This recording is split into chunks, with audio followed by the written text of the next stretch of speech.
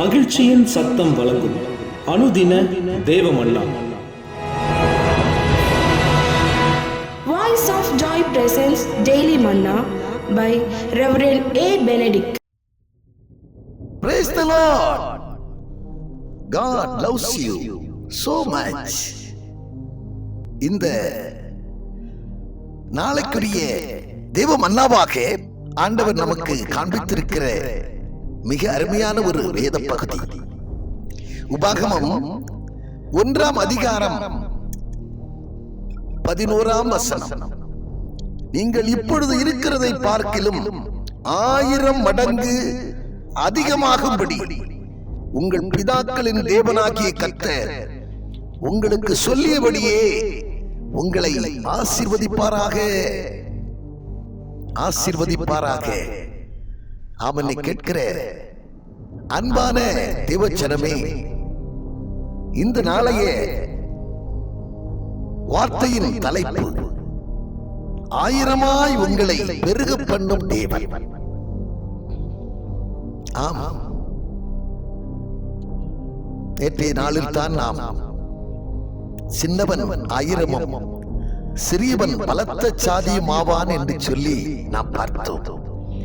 இன்றைக்கு அதே ஆவியானவர் நமக்கு தந்திருக்கிற ஒரு வாக்குத்தத்தம், இப்பொழுது இருக்கிறதை பார்க்கிலும் 1000 மடங்கு உன்னை உயர்த்துவேன், உன்னை பலுக பண்ணுவேன் என்று ஆண்டவர் வாக்கு பண்ணுகிறார். ஆபிரகாமை ஆண்டவர்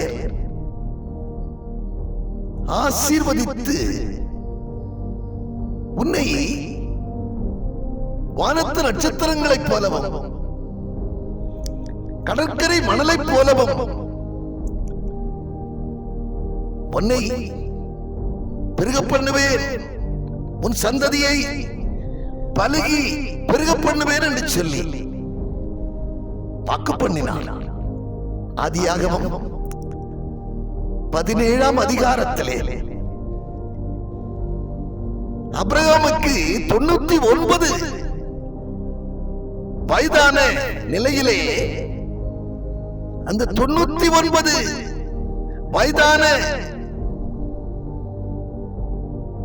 ஆபிரகாமை பார்த்து ஆண்டவர் சொன்னார், நீ எனக்கு முன்பாக நடந்து கொண்டு உத்தமனாயிரு, நான் உன்னை திரளாய் பெருக பண்ணுவேன், உன்னை பலுக பண்ணுவேன், நான் சொன்னபடியாகவே,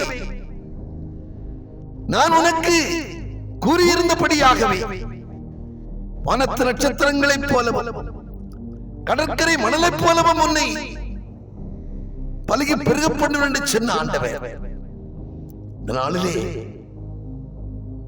நம்மை இப்பொழுது இருக்கிறதை காட்டிலும் 1000 மடங்கு பெருக பண்ணுவேன் என்று வாக்கு பண்ணுகிறார்.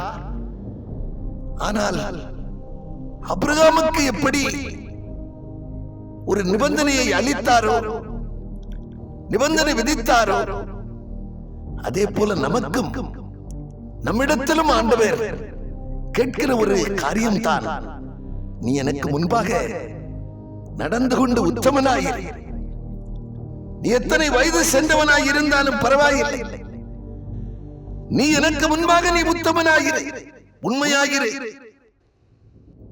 இப்பொழுது இருக்கிறதை பார்க்கலாம் 1000 மடங்கு உயர்த்துவேன் என்று ஆண்டவர் வாக்கு பண்ணுகிறார்.